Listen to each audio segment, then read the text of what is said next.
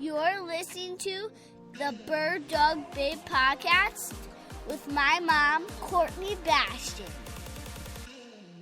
Are you looking to get a puppy now, or is this something you've been thinking about for a while? And if the answer is, no, right now because I'm home, you may want to rethink that decision. And then the other thing I think is important to bring up is, what are the goals that you're going to have for that puppy? So if you're a sporting dog person and you're thinking about getting a new puppy because you really want to do field work with it, or you're thinking about getting a performance dog and you really want to do agility or rally or obedience, you have to also think about the foundation that you need to lay for each of those, and can you really do that now? And that goes back to our socialization conversation. I know a lot of the resources we would normally rely on for you in your sporting dog world. It's a lot of the meetups and things of that nature are just not happening right now. Hey bird dog babes, my name is Courtney Bastion and I am obsessed with all things bird dogs. And I'm here with you to share the stories, experiences, knowledge, and opinions from the women and a few guys in the industry that are killing it. I'm a Wisconsin girl living in a Montana world. I'm mom and 2 incredible kiddos, wife and occasional assistant to a pro gun dog trainer, traveling the U.S. talking about canine nutrition while hunting, breeding, and competing with my German wire hair pointers and Bronco Italianos. As someone who started hunting later in life because I wanted to give my dogs the opportunity to do what they were bred to do, I'm here to help inspire, educate, and connect women to get their bird dogs out in the field and experience a bond like no other. So pour yourself a glass of wine and get ready to be challenged and encouraged while you learn. This is the Bird Dog Babe podcast. Hey everyone, today we are talking to Brenda Belmonte, owner and trainer at Paws Up Training. This is such an important episode to not only listen to, but also share with anyone you know that is either getting a new puppy, has recently added one to their household, or for breeders that are planning litters. With all the craziness due to Covid19, we're trying to find ways to socialize our puppies. As a breeder, I always suggest our new owners get their puppies into a socialization course shortly after they go to their new homes. And as an owner, we know how important it is to get our puppies around all sorts of sights, sounds, and experiences. Some of you are in lockdown right now, and if we do nothing, we may not realize the negative impact to our puppies during this critical growth and fear period in their life until later. Brenda presents us with some alternative options and how she has been able to make a pivot in her dog training business to help serve clients and get their dogs and puppies advice and training.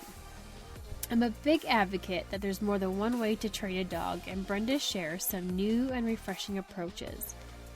Check out the show notes for links to her training business and discover the different options she has available for you and your dogs. Let's get after it. Thank you to our sponsor, Dakota 283, unparalleled protection for traveling to and from your favorite hunting spot. Dakota 283 kennels are premium quality rotomold with recessed handles on top for convenient and safe tie down. It makes it easy to lift up into the truck. I love the secure door frame with high security locks, so I know my dogs are safe when I need to stop for fuel. An added bonus are the drain holes in the back, which make cleaning a breeze when your dog has been run hard and put away wet. Head over to Dakota283.com and enter promo code BIRDDOGBABE for a 10% discount to all my listeners. Okay, today we are talking with Brenda Belmonte. How you doing, Brenda? I'm doing great. How about you? I'm doing good. It's a beautiful morning in Montana. How are things going in Illinois? Well, it actually was a snowy morning in Illinois, and there was a 60-car pile up on one of our major expressways early this morning. So our weather can't make up its mind. So whether it's going to be spring, summer, winter, or fall. So typical. So Brenda, tell us a little bit about yourself and what you're doing right now. Sure. So I am a certified professional dog trainer. I own my own dog training business, and I've been instructing others on the training realm for over 3 decades, if you can believe that. We do everything from puppy socialization classes all the way through competition obedience, sport classes. My specialty is actually reactivity and aggression. So I spend the majority of my time working with people whose dogs either, react to other dogs or things in the environment, or that actually have aggression problems, bite cases, and the like. So that's a little bit about what my background is. I spent 29 years in a vet clinic, so I've got some veterinary background there as well as their practice manager. So I bring that to the table to my students as well. Nice mix of things. You have all the experience of seeing some of the issues that are popping up in the vet clinic office too.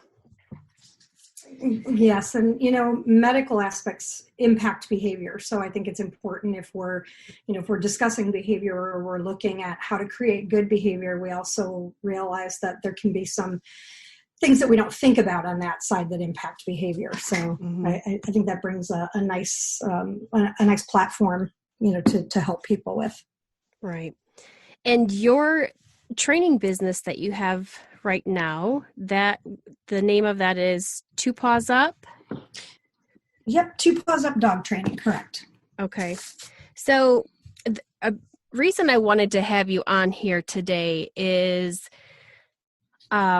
with everything that's going on with COVID-19, people are getting new puppies. The demand is crazy. I know we're having a litter here in a couple of weeks, and the amount of puppy inquiries I'm getting is absolutely out of the norm. And we haven't even been advertising that we have a litter coming. So I'm also hearing a lot of the humane societies are emptying out because people are at home. They have that extra time to be able to raise puppies, spend the time with them. And with that, such an important part of getting a new puppy is the obedience, the structuring. And a lot of times we tell our owners to get them in a puppy socialization class within weeks of them going home. Yeah, even people that know how to train their dogs, just the importance of having that socialization. And so a crucial part of all this is them not being able to do that. And I love when I've just learned through social media what you're doing as a training business that offers these classes. So why don't you dip into that for us and what you've been doing? Sure. And puppy socialization has a timestamp on it. So I think it is critical that even people who consider themselves seasoned puppy owners recognize the importance of what socialization is. And I think it's important to also understand what the definition of socialization is. And it's not just exposure. So it's not just taking your puppy out in the real world. It's really creating positive experiences. And one of the keys of that is certainly being able to interact and play with other puppies in the first 20 weeks of life. And that's really the timestamp. True socialization is something that is considered to happen before 5 months of age. So with the whole social distancing of humans, and many of us in the dog training industry are shut down right now as non-essential businesses, which many of our students can't believe we're non-essential because they consider us essential. Right. We've had to move to a couple of different platforms. So number one, we have moved our puppy puppy classes online. We are doing them through Zoom. We take the same hour that we would have in the classroom, and the instructor meets with the puppy owners. We have pre-recorded videos of the exercises we would be teaching. And then they have questions and answers, a chance to demonstrate for the instructor. And we've created a closed Facebook group for each of our classes as well, so that we can post the videos as a reference for them. They can post videos of their own work at home, and the instructor can then go ahead and give feedback. So that's one way that we've had to adjust to meet the needs of the new puppy owner. And then most importantly for me, we don't have the ability to do a lot of the normal socialization we would recommend because places aren't open. People have to social distance. Here in Illinois, we have a stay-at-home order, so we're really not supposed to be out and about. So I created an online free class through my e-learning academy called Socialization 101, and it talks about socialization as a whole, but then it has specific things that new puppy owners can do at home right now during the Covid-19 crisis to somewhat replicate what we would be doing during the normal socialization time. And there's a lot of different ways that we can impact puppy socialization at home without even, realizing it, from dressing up in, different outfits, wearing our winter coats, even if it's, not so cold outside, walking around the house in boots. Certainly the face masks are something that is a little bit challenging for puppies. Mm-hmm. So I've found that it's been really beneficial for the people who have signed up for it. They don't realize that even though they're stuck at home, that they could really be doing socialization and doing it well. Right. So are these still going to be like 1 day a week classes, and what's the length, or how are you working that? Yeah, so the ones that are online classes with an instructor, those are 1 hour per week. They meet at the same time each week. And the the Facebook groups are available to them, 24/7. So they're still getting the one-on-one support with the instructor, just as if they were in the classroom itself, because obviously our training center isn't open. The e-learning academy is actually a self-paced classroom, so people can sign up and they can do the lessons, as time permits.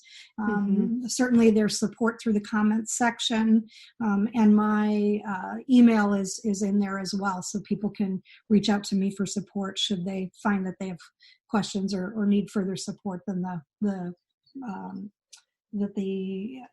education gives. Okay, and you're doing you're able to provide one-on-ones through this platform as well? Correct. Yeah, we do private virtuals, so they can reach out to me and schedule a private virtual session if they want to do that. And I've been doing that for the last year and a half on the aggression and reactivity side. So it's not something that is new to me. I find that in many cases, it's actually more beneficial to start out doing the virtuals because I get to see the puppies in the home without the extra pressure of me being there. And we see a different side of puppies when we see them virtually. Right. And a nice way to be able to work with the aggressive dogs as well. Yeah, it saves some fingers and toes every once in a while. So yeah, I'm sure. So for those of us that aren't in Illinois, I don't know what other states are shelter in place right now. I know like Home Depot, you can bring dogs into Home Depot. You can bring dogs into PetSmart. Can we be taking advantage of stuff like that yet? Yes, I think you can if you're doing it safely. And the one caveat with Home Depot is there are some who are not allowing dogs in. So I always tell my students to make sure that they check with their local, big box retailer to make sure that they are still allowing, dogs to come in, especially Home Depot, Lowe's. There's been some changes, in different parts of the country. And if you're going to do that, it's definitely do it right. Keep the social distancing, make sure that we're aware of where the other people are, especially if they have other dogs. And it's really critical, if you have a puppy that you're trying to socialize out in public, that we don't allow them to just walk up to any dog that they see there. Not every dog is friendly, and not every dog is used to having an exuberant puppy kind of rushing up into their face. So our recommendation is really not to teach the puppy that every other dog is going to be a new friend, but that every other dog is a good experience, and that they should become dog neutral, meaning I can be around you without having the expectation that I'm going to have to go and introduce myself and be friends. And I think people are starting to get that concept with social distancing as well. So you can safely go into, say, your local PetSmart, make sure you've got lots of cookies with you, and when a new dog pops up in your puppy's view, then it's time to start getting that puppy's attention back on you, feeding some treats, maybe moving the puppy away and out of sight for a moment, and then popping back into the sight line where they can see that other dog. And you're creating a positive experience or a positive association with the appearance of unfamiliar dogs. And that's really what socialization is. It's creating a positive association, with sights and sounds and surfaces and objects, moving objects. So it's really not just about exposure. And there's lots of other ways in PetSmart you can socialize, even if there are no other dogs in there. You can take them over by the small animal cages and the bird cages. And I know, the sporting dog owner likes to see the puppy perk up when they see the parakeets. And so I think that's, that's an exciting way to, get your puppy used to maybe some of the early movement of what birds are all about. Certainly we'd like them to ignore rabbits if they're going to go out in the field and they're not hunting rabbits. So, maybe those small animals, you go over and you look at the guinea pig, and then you look back at me and get rewarded. And those are really good, tools that you can use as the puppy gets older. Right. So as far as being a breeder, for those of us that are breeders, we've had to do things a little bit differently with the way that we're advertising, the way that we usually have people come in to meet us, meet our dogs, and, make that relationship there. So what kind of things are you suggesting for breeders to be able to get around doing things a little bit differently? Yeah, and I think COVID-19, the pandemic, has given people a kind of a different world in general. And of course, you and I both as breeders know that we have to be careful on who we let into our homes anyway. And COVID-19 has just heightened that awareness. So one of the things I think breeders can do is they can use platforms like the Zoom platform or Facebook Messenger. There's lots of different ways that you can have face-to-face screen time with people. It's easy to move your cell phone around so that, potential puppy buyers can see where you have your puppies. They can see, what mom's interactions are with it.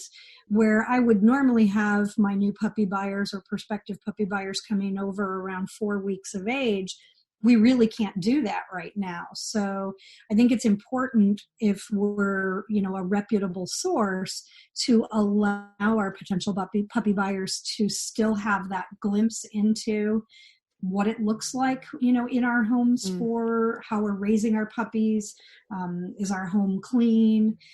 All the things that we would want them to learn when they would come in person. And I think that's the best way to go about it at this point.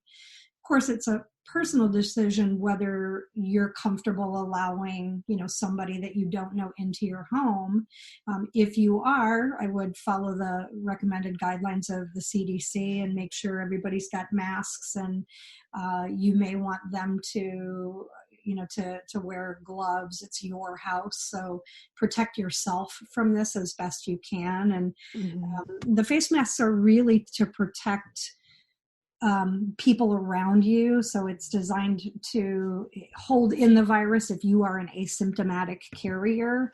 So, certainly if I was going to welcome someone into my house, I would definitely require that they're wearing, facial covering, just for my own protection as well as everyone else's. Mm-hmm. And I think, I think really in that sense, you're going to have to make a decision when it comes time to actually send that puppy to the new home, how you want to handle that transfer, how you're comfortable with it. Right. And I'm just thinking too of making that change. You brought up a point I hadn't thought about before of things that those new owners see when we have them come to the house. And one of the biggest things for us is that they meet the parents and they meet all of our dogs. Right. And also see where they're kept, how they're kept.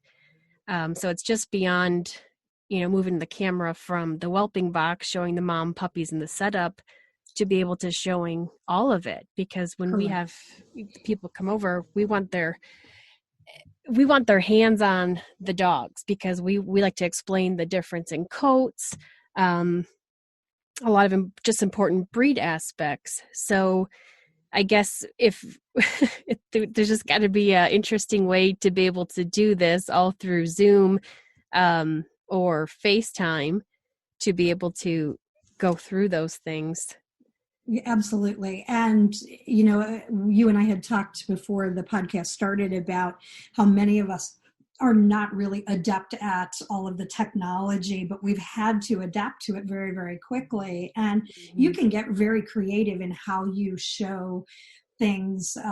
For example, the different coat types, just by using your fingers and giving a good description of, length and the water repellency and, the length of the actual coat itself, the texture of the coat. So you just have to get creative and provide not only a visual tool for them through, screen sharing or some other platform, but also being able to audibly explain what they're seeing. And there is no substitute for them actually putting their hands on the coat and feeling the texture of a wire hair, for example. But it's the best that we can really do at this particular point in time. And of course, you and I know one of the red flags that we always tell people when they're looking for puppies is you should be able to see at least the mother. You should be able to see the behavior of the other dogs that live, in the breeder's home or that the breeder has at home. And if you can't provide that during this COVID-19 pandemic, it's a tough decision then for people to make that determination. Are you as I like to say, are you a good witch or a bad witch? So, because it lumps us all really into the same category. Yeah, it does. And, and that just kind of jumps right into what I refer to as the here and now buyer, especially right now. We're getting the inquiries of, I want a puppy now. Do you have them? And if so, how much? And the priorities are, I want one now, and how much is it? And so what are a couple points that we can touch on today of what people should really be keeping in mind before they're putting the priorities of the right now and how much? Sure. And this is a great question because not only are you seeing the increase in inquiries, but my veterinary referral sources are telling me they are right now seeing more puppies than they would normally be seeing at this time of the year because so many people are home, and they think that this is a great time to add a puppy because the kids are home and, you know, maybe they're home from work or they're working from home. And I'm going to tell you, it's not necessarily the best time to get a puppy. I just want to put that out there because this isn't going to last forever.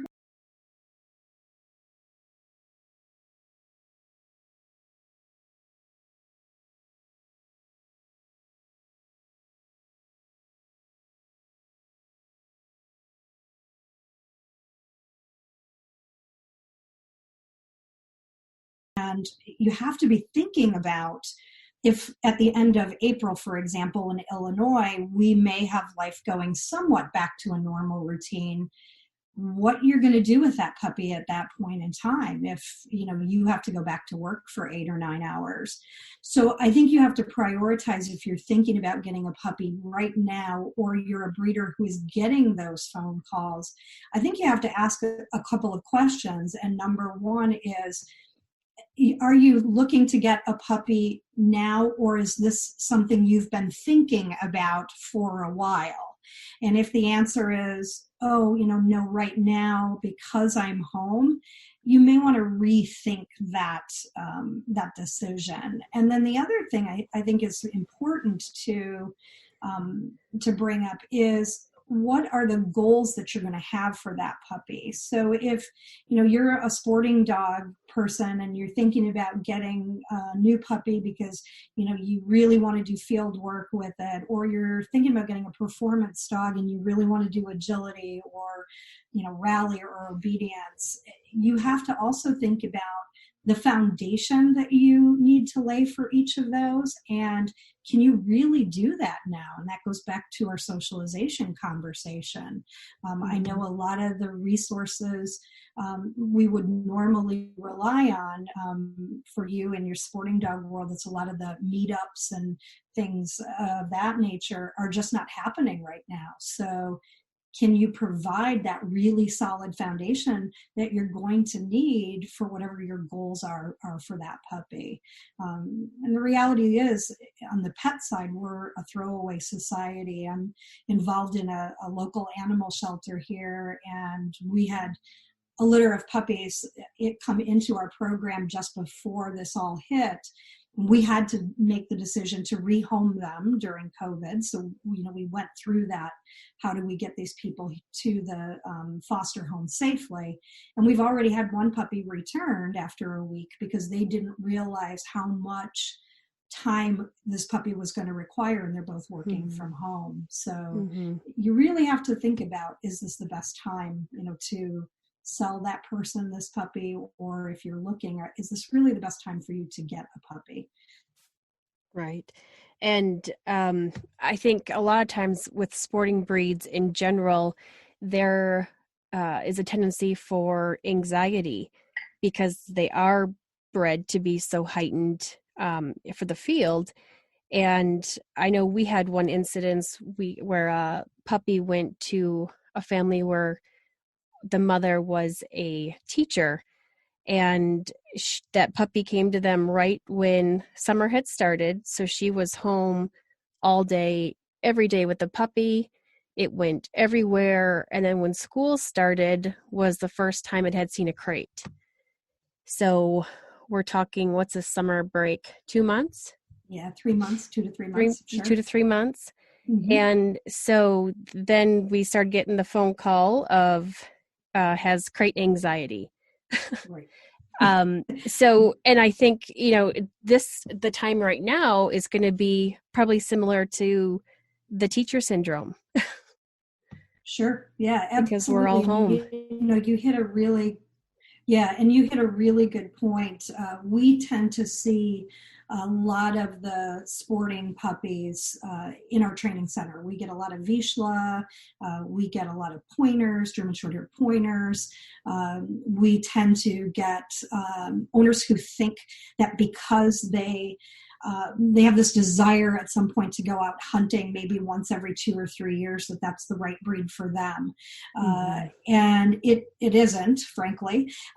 And so they don't do crate training correctly. They don't do crate training the way it really needs to be done. And this is what we're seeing, and this is one of the things we're cautioning people, is that you are going to be gone more frequently when life starts to return to normal. So you've got to lay that foundation for this puppy to spend more time in that crate, to spend less time, playing in the backyard with your children if they're going to go back to school. What's life going to look like for this puppy? And I know crate training for us as instructors is a critical skill set. And if you ask 10 puppy owners if they're using a crate, they will tell you yes. But if you ask them, are you using it correctly? They will still tell you yes. However, the only time they're really using it is when at nighttime. Puppy is spending no time in it during the day when the family is home. The puppy is not spending enough time in there when they're gone. And right now, they're not gone anyway. So we want new puppy owners, especially of these really sensitive breeds. The herding breeds are very much like that as well, to make sure they're using their crate properly, feed the puppy in the crate, give them at least one special something to do in that crate at least once or twice a day, where the puppy is shut in there with a frozen Kong or some sort of chew toy where you can go take a walk without the puppy. So the puppy's used to being crated. The puppy is getting the experience of the crate being a good thing, and the puppy's also getting the experience of being in there when you are gone. All of those things are critical. You can't just expect a puppy to go into a crate if they haven't spent time and they haven't built that positive association to it. And I think, anybody listening to this podcast or anyone who's, done dog events like you and I have done, Courtney, we're always dumbfounded by people who have dogs with crate anxiety. But it's because, when I have a litter of puppies, from the time they're 6 weeks old, every puppy has its own individual crate, and then we start feeding them in their crates. Everybody gets a dog biscuit in each individual crate, and so their acclimation to it and their first experiences with it are positive, and they learn very quickly, hey, this is a safe space for me. Not everybody does that. Right.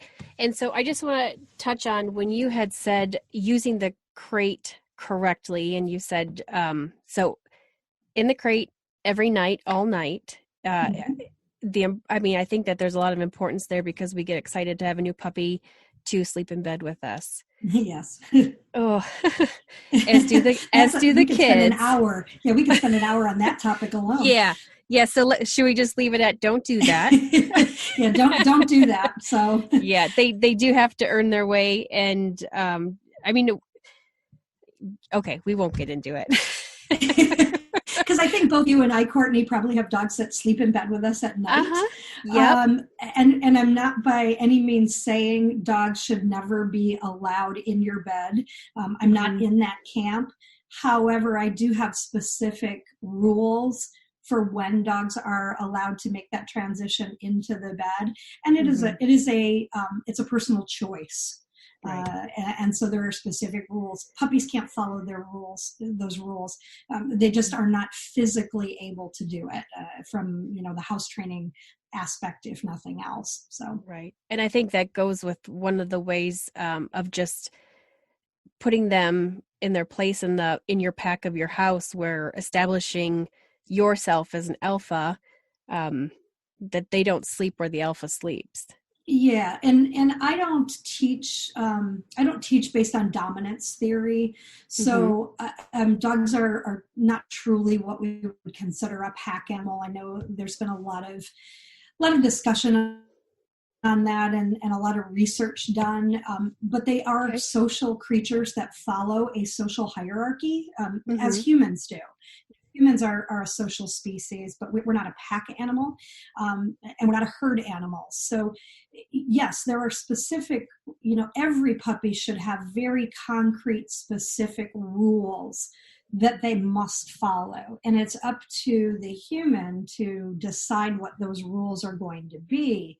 But it's also critical that they teach the puppy what those rules are in a way that the puppy understands, and that's not scary or painful or intimidating. And that's what we refer to as modern science-based training. And you get into resource guarding when we start to talk about, social hierarchies and dominance. Well, dominance is all about control of resources. Your bed is your resource. The puppy didn't go out and purchase the bed, and the puppy didn't go out and purchase the bedspread. And so you're guarding your own resource, which is your bed. So that puppy has to be invited into that bed, and the puppy has to earn its way into that bed. And so if you look at it from that perspective, it doesn't put a conflict into it, but it makes perfect sense. And if we look at one of my rules for a dog joining the owner in bed is it has to let you in the bed, and it has to let your spouse or significant other in the bed. If you put your puppy up in the bed or your dog up in the bed and you climb into bed and your spouse or significant other goes to climb in the bed and suddenly there's a growl, snap, snarl, well, that's a violation of the rules. You're no longer allowed in the bed. Mm-hmm. Because it's my bed, and my spouse is allowed in the bed as well. And I think, again, puppies haven't learned that concrete pathway yet. So, we need to recognize how to set these puppies up for success. And if you're going to put them in the bed with you right now, but then you're going to start to go back to work and 9 hours of sleep is really critical, that's a huge transition for that puppy to go from sleeping in your bed with, a nice, warm, cuddly individual in that social hierarchy to sleeping alone in a crate somewhere else in another room. And I'm sure it's going to be anxiety producing. Mm-hmm. And if you've got a breed that's predisposed to, some of these anxious moments anyway, that's a recipe for disaster for everybody. For sure. Okay, so let's talk about people that are getting puppies right now. Yeah. What is a good decision for them as far as dogs that they might already have? Mm-hmm. If this is good, if the puppy's gonna be coming into a multiple dog family, or if they're coming into one where there's one other dog that's a senior, what should they maybe have preference on looking for as far as the sex of the puppy to Sure. start with? To start with, because I deal with aggression, and multi-dog household aggression is one of the hardest problems to solve. And it's very, very difficult to live with.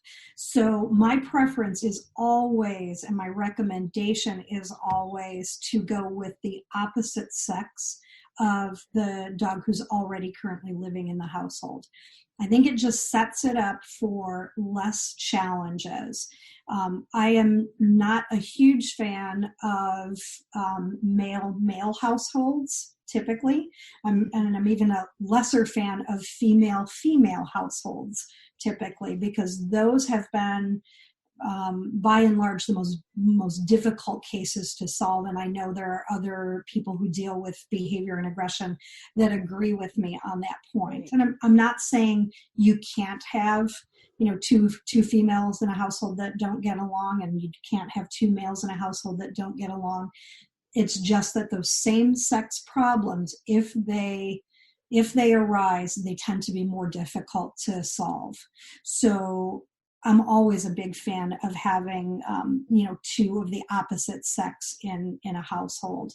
And people always ask me, does it make a difference if, one is intact and one isn't? Right. I was just gonna ask that. Yeah. And this is where, research has given us new information. We used to believe, and the recommendation used to be, if you have, any form of aggression and you've got any intact animal in the household, go ahead and spay and neuter. That's going to help your problem. There's new research that indicates that that's not necessarily true. And in many cases, one intact dog and one altered dog can actually be more problematic than if they were both intact. So, or if they were both neutered. So I think when we talk about altering as a behavioral remedy, you have to be very careful with what you're trying to remedy before you make that determination. If you've got urine marking, neutering a male dog, will help because of the reduction in testosterone.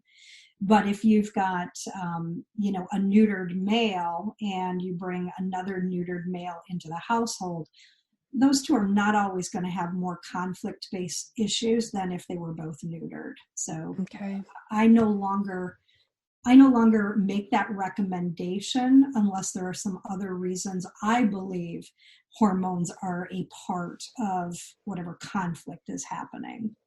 Okay. Now, obviously, if we've got an unneutered male and an unneutered female, that's a little different because we don't want any oopses.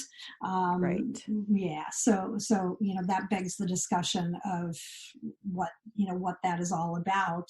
And of course, Courtney, as well as I do that there are new surgical procedures that do allow the hormonal capabilities of both males and females, but take care of the reproductive status. So, there are those options as well.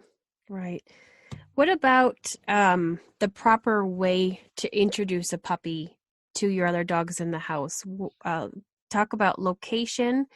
When you first start driving into the driveway with that new puppy, how are we going to do this? Yeah.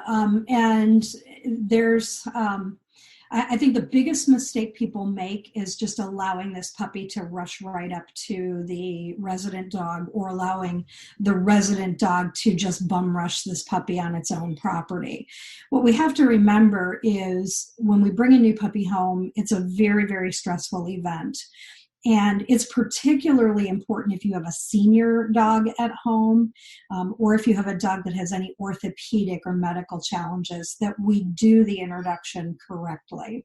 So our recommendation is to do it slowly over, say, a 6 or 8 day period or longer. It really is going to depend on several different factors, but one of the best ways you can actually introduce them is to bring the puppy into the area where the resident dog eliminates. So if you've got a backyard, let the puppy do some free exploration in the backyard.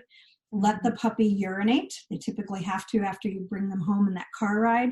And then put the puppy away, put it into a crate, put it back into the car, and then take your resident dog out and let them freely explore where that puppy has been, and especially where that puppy has urinated. And as weird as that sounds for someone who isn't a dog person, that is one of the best ways you can introduce two dogs without actually having the face-to-face introduction, is through the use of scent. And then we recommend having a predetermined location in the home where you're going to create a safe space for that puppy. So our recommendation is usually some sort of an exercise pen or, a play pen where we can safely put that puppy. The resident dog can see the puppy. They can smell the puppy through the sides of the pen, but the resident dog is still allowed to freely move about the house. What it does is it keeps both of them from being put in a situation where there is too much introduction too fast at a level or a speed that either the puppy or the adult dog can't handle. And then when we do introduce the puppy to the adult dog without that physical barrier, it's always best to potentially do it in a larger space like a backyard. And we do it through the use of long lines, and we allow the puppies to freely explore, the dog to freely explore. And by then, we've hopefully created a little bit of a name game recall response with the puppy. So if we feel there's stress mounting for either puppy, we can call, or for either dog in that situation, we can call them away. When our clients do it that way, it goes very, very well, and we find that that 7-day window can be really much shorter than that, unless we have a senior dog or a dog with an orthopedic challenge, and we may lengthen it out just because we want to keep the adult dog comfortable. Right. Are you putting long lines on the puppy and the Both. resident dog? Yeah, And then I think it's you a always good have idea. at least 2 people out 2 there. people. So one. Yeah. Okay. Yeah. Okay. I just heard the term puppy wrangler earlier today in a webinar, and I love that because that's truly what we are at that point. Most puppies want to introduce themselves to the resident dog, and not every adult dog is good about that sort of rush in moment. And so I think it's always good to have a safety net on both ends where you can call either dog away. We don't want to put pressure on the leashes, so we don't want to pull the dogs back. But we do want them to be able to sniff each other and then disengage from each other very quickly. Follow, disengage, follow, disengage, follow, disengage. And space is critical. You don't want to make that introduction, in a hallway where either the adult dog can't get away or the puppy can't get away if the adult dog says, "Hey, Junior, back off." And I like to use the reference with senior dogs. Think of your grandmother, who's walking with a cane and is a little bit unsteady, and your 2-year-old toddler. They love grandma, but you have to be really careful in how they run up and hug grandma's legs, or grandma's going to fall over. And it's really the same thing with a puppy. You don't want your toddler rushing in and knocking grandma over, and you also don't want the toddler hitting grandma with the toys. So you really have to protect the senior dog in some ways with some puppies. So having an understanding for body language can really help. Okay. So one of the important things to first be teaching that puppy in that first week that it's at your house is to a good recall, then to be able to help that disengage portion when you're doing the introduction, because you want the focus to come on you. Yes, and I'm a huge believer in 2 separate behaviors.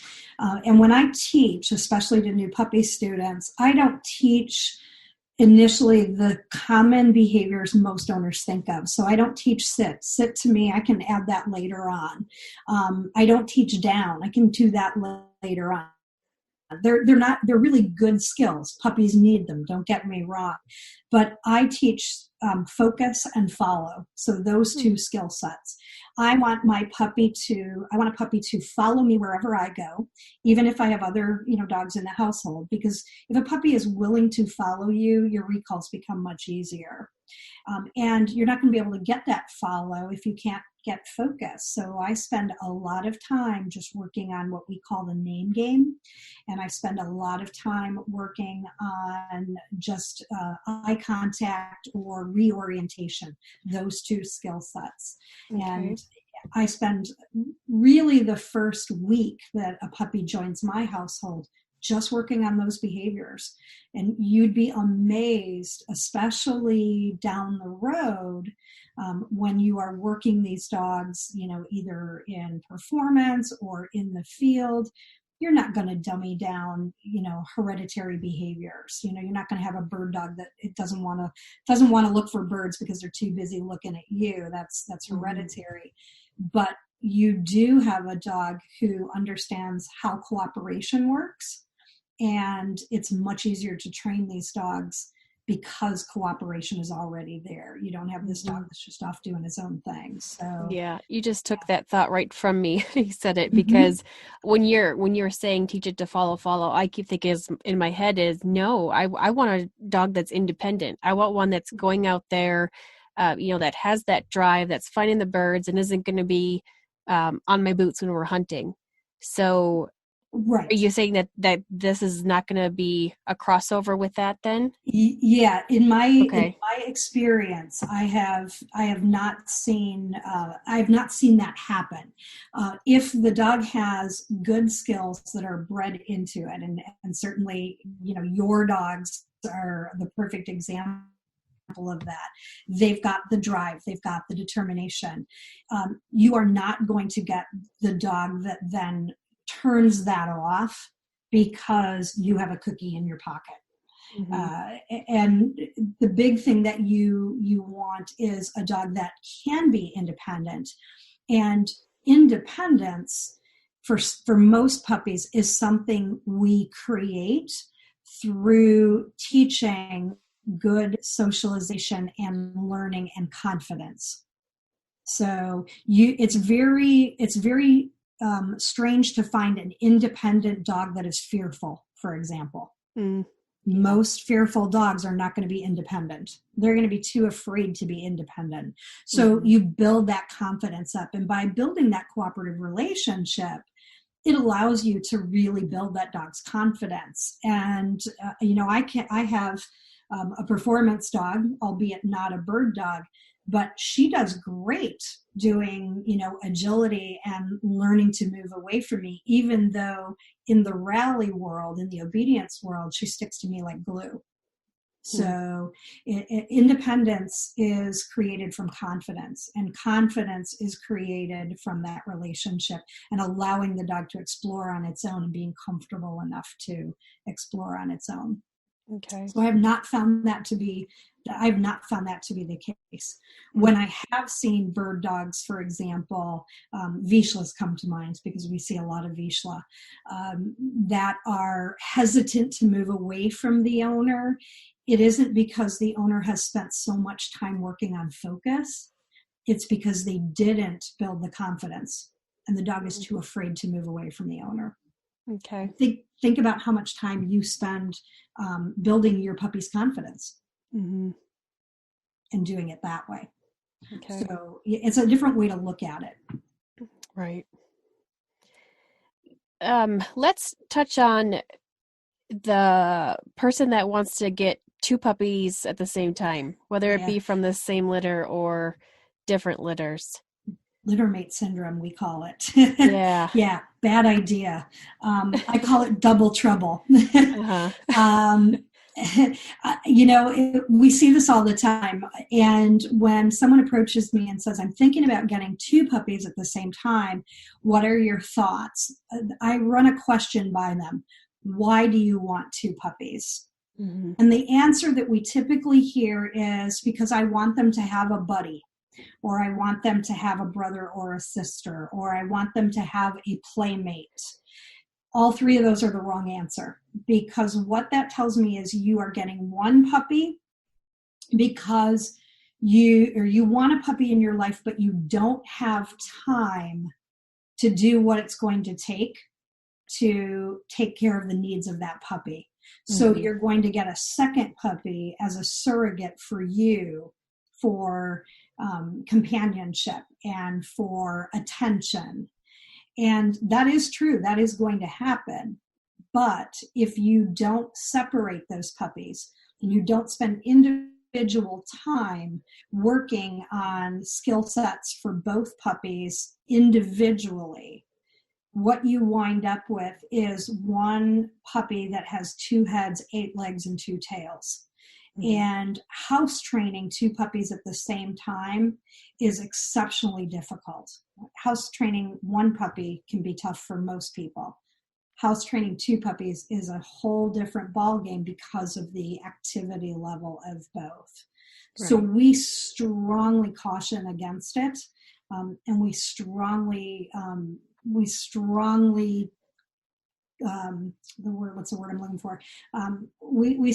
encourage people to think twice about doing it, and we are going to really, really be on those people if they do adopt two puppies at the same time, whether they're from the same litter or not. 2 crates, 2 separate pen areas where the puppies can spend independent time away from each other. 2 separate different training times so that you're working with one puppy at this time, you're working with the other puppy at this time, and teach each puppy individually and then bring them together for some playtime and then separate them again. And most people don't realize how difficult that is. Right. So, and I've seen it several times, dogs that have come to us for training, and actually even one where the breeder kept a puppy and it was just never separated from the mother. So 6 Yes. months old, it comes for training and didn't even know its own name. Mm-hmm. Yeah. And I had said, "Did you take it to puppy classes?" "Yes, we brought the mother along too." Oh, Lord. She liked to No. watch. Yeah. So it's that too, that we as breeders need to remember the importance of separating. Yeah, and think about what you just said, right? Because this puppy has never been independent. Mm-hmm. This puppy doesn't have any confidence. And so, even though it may be a sporting breed, it's not confident to move out and go explore on its own, not because there was a teaching moment of focus, but because it never learned to be independent and confident on its own. Mm-hmm. And so I think there's a big difference between, independence and confidence and focus. Anytime you allow a dog to have its primary social bond with another dog, whether it's another puppy that you have at the same time, or an adult dog in your household, or the mother, if that's from a breeder that it's always going to be much more difficult for either of those two to be separate, but particularly for the puppy. Mm-hmm. So I love it when puppies can go into a household with another, well-balanced adult dog. I think it's fabulous because they're communicating on the same level all the time. What I don't like is I don't like to see people use that other dog as a babysitter all the time, rely on it to do the teaching all the time, and not form any sort of bond or relationship really, with that puppy. Right. That's part for me, when I bring a puppy into my household, that's what it's all about. It's Right. about creating that relationship here first. And yes, you have to get along with the other dogs in my household, but ultimately I'm the one, I want that bond there. Mm-hmm. We see that same mentality in the field training side as well, where people have the idea that their older dog will teach the younger one how to hunt. So yeah, it doesn't work that way. They need their individual one-on-one training.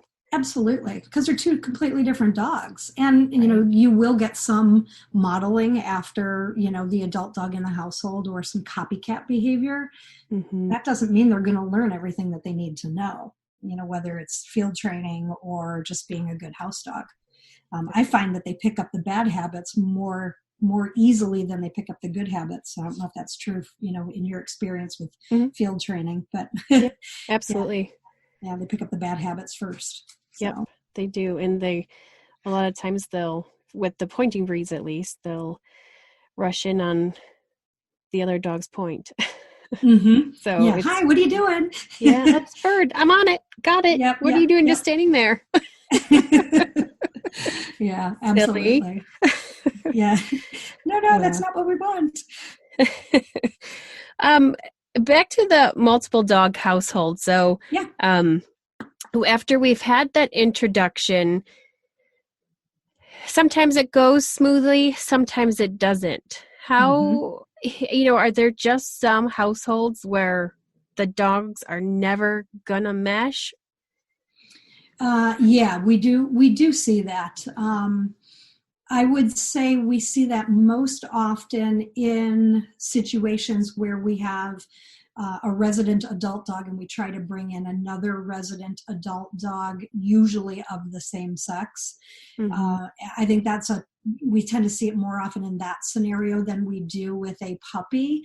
However, I have seen scenarios where we have an adult dog in the household as a resident dog. We bring in a puppy, and everything goes really well until the puppy matures. And then going back to the whole social hierarchy, the puppy suddenly decides, oh, where I would respect you telling me that's your toy, now I'm feeling a little bit braver. And so I think I'll meet your challenge, and maybe I will escalate it.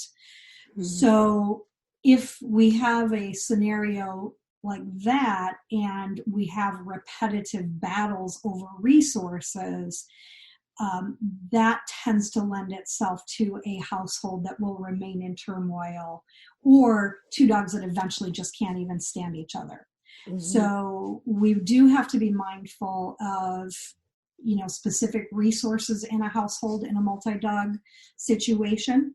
I always caution people, and I coach people on high value treats, high value toys, making sure that there's a safe space for everybody so that we don't put them in that conflict situation.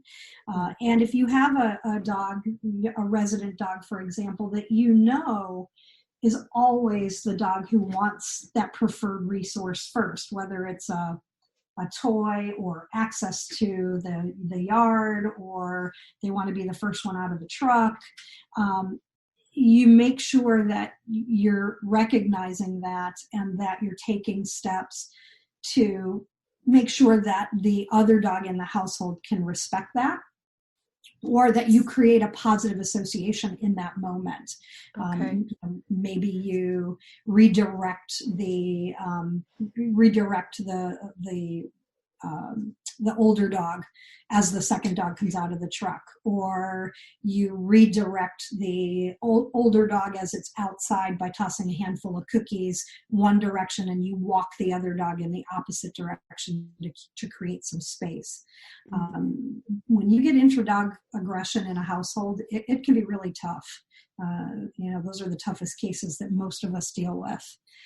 Punishment doesn't work. It just creates more problems in that situation. Right. So what are you recommending as a reaction for that? If you're seeing the puppy starting to try to gain its way, pushing the buttons of the other dog, whether it be just a look or a growl, what's something that we can do immediately? Yeah. And continuously. Yeah. So in that immediate moment, the biggest thing that we have is that emotional piece. So we have to push the emotions aside. And what we really have to do is very, very quickly, we have to redirect one or both dogs. Eye contact is usually the big issue. When they make eye contact and then you start to hear that growl, you've got about 2 seconds or 3 seconds to break it off before somebody escalates it. And dogs are good at social signals and that silent communication. And so you may see one dog break it off. In fact, I just posted a video to Facebook of my own dogs in a resource guarding scenario the other night. I happen to know that my one dog will back down, so that's why I felt comfortable filming it. Okay. But if this was a dog I didn't know, I would have intervened very quickly, and I would have called the younger dog away, or I would have called the dog who didn't have the resource away in that particular case. She is the younger dog. And so you have to create that separation. You've got to redirect one or both dogs from the situation. But then you also, in the long term, have to recognize that is a battle you don't want to see happen repeatedly. So you really, from a behavior standpoint, have really only two pathways you can go. You can manage the situation so that you don't put those dogs in that situation again. And, what management looks like, the technical term is antecedent arrangement. What you do is going to be dependent on what the situation is. We could do a whole lecture on that topic as well. Or the other thing you can do is you can, over time, counter condition the response of one or both dogs to that situation. And which one I coach a client to do, or both, is going to depend on the dogs involved, the client's commitment to changing it, and then the type of situation we're dealing with. How I would handle, say, a dog resource guarding a bone is very different than how I would handle a dog who's resource guarding a doorway, because that's a totally different, it's not a tangible item that I can say, okay, I'm just not going to give you that doorway anymore. Maybe that's the doorway where they all go outside. So I'm going to change it just a little bit. But those are really the only two choices we have. So we have to recognize, what the situation is, what the resource is, and know the two dogs involved. So if it's over a bone, are you allowing that dog to have that, or and telling the other dog to just respect it and this is what's going on, or do you take that bone away from the dog that's resource guarding it? Yeah, that's a great question. I think the old school way would be nobody gets to resource guard anything in this household because it's my household and I'm the boss.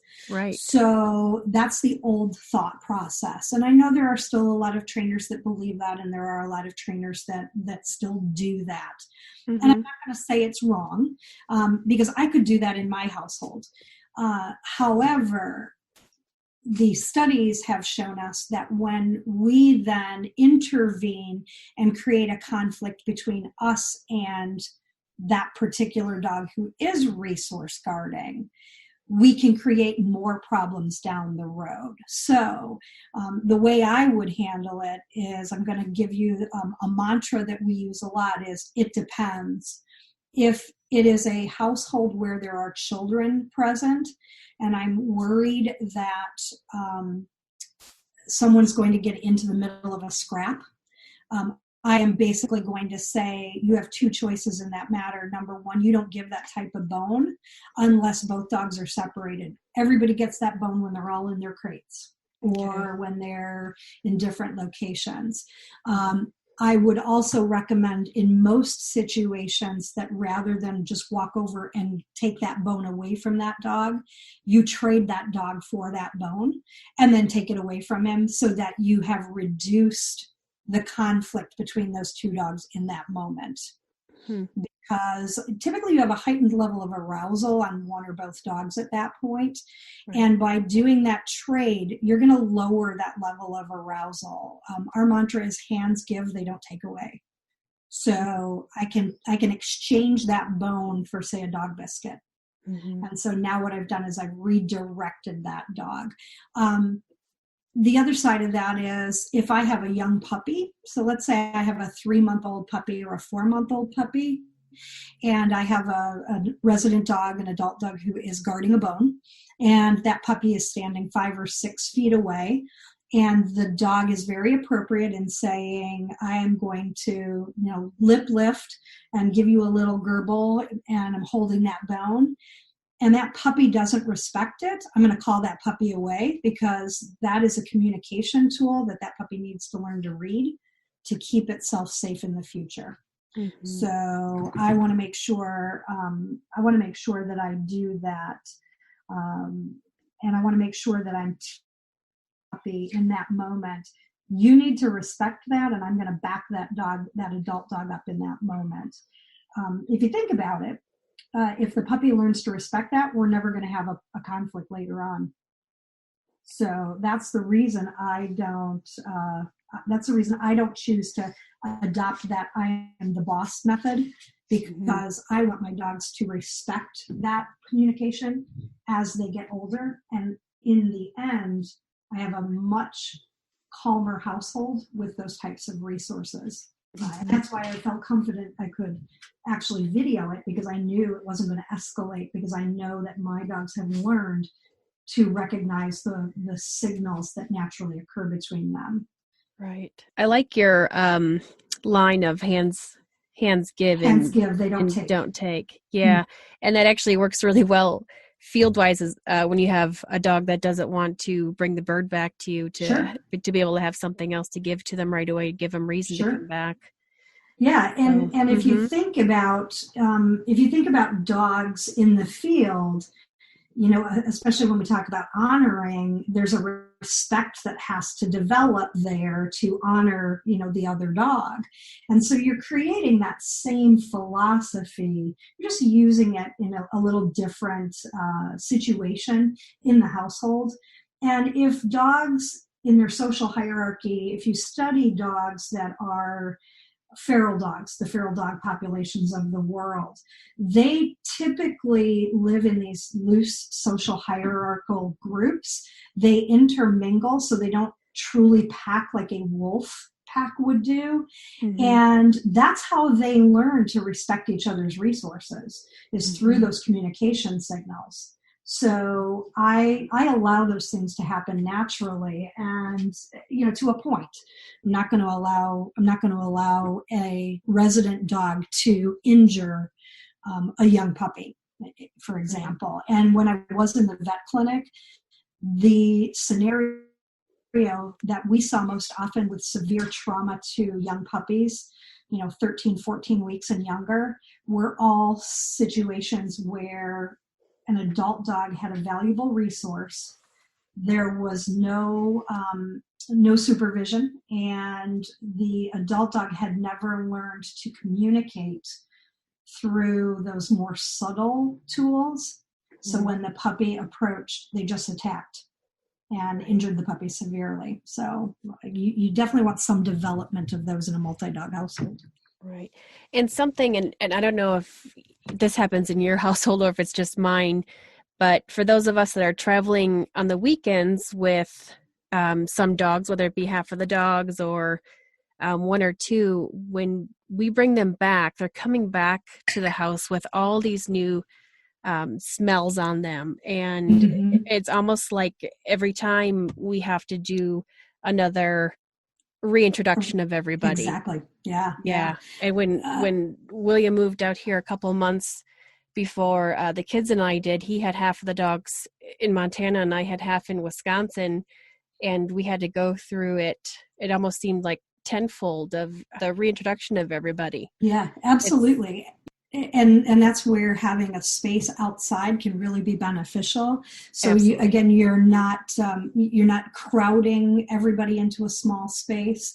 You have the ability. How many times have you seen one dog pee and then another dog, runs over to where that elimination has occurred, sniff, sniff, sniff, and then urinates as well? Right. That's communication, and that's an introduction. So anytime you can do that, the better. I just had that similar situation not too long ago, because I took one of the dogs to the training center, with me, came back in, and the other two dogs were like, "Where have you been?" And right at the front door, there was this, congruence of dogs. And I said, "Okay, everybody outside." And I just walked everybody out to the back door where they had more space, and all of that hyper vigilance to check the other dog out goes away. So it definitely is. It's a critical part of socialization. It is. And I think, we don't do the long lines anymore as the adult dogs, but the same thing. We just take everybody out, because our group is all intact males and females. So everybody just goes out together outside and, okay, we're going for a walk. And they all go their own direction. But we're fortunate to be able to be in a setting where we can go walk out the back door with a bunch of dogs and not have to worry about, vehicles and other dogs and all that stuff. But it's a constant reintroduction, because one of us is going somewhere almost every weekend. So yeah, absolutely. And you're doing it in a very smart, very natural way for dogs to introduce themselves. And again, if you see any of the research on these, feral dog, populations in large cities like Mexico City, you will actually see that dogs will disperse from the group, do their own thing, and then when they come back in, there's definitely some olfactory component to sniffing the rear end, elimination, sniffing the elimination, marking over the top of it, and that's how they learn to communicate.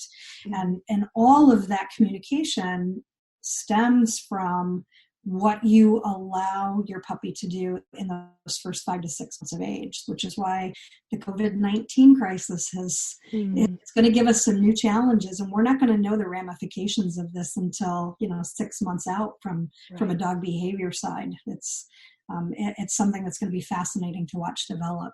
Mm-hmm. Well, you've certainly shed a great light on some of the options that we have to be able to at least do the best we can.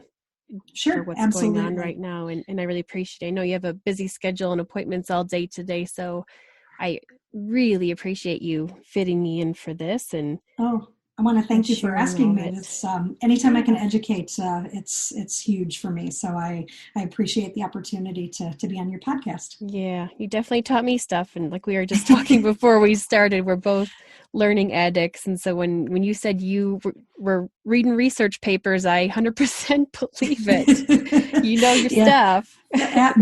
Most people, in their time off, they're looking at what romance novel they can do, and I'm coding the internet for more research papers. What does that tell you? I know. We're such nerds, Brenda. I love it. We are.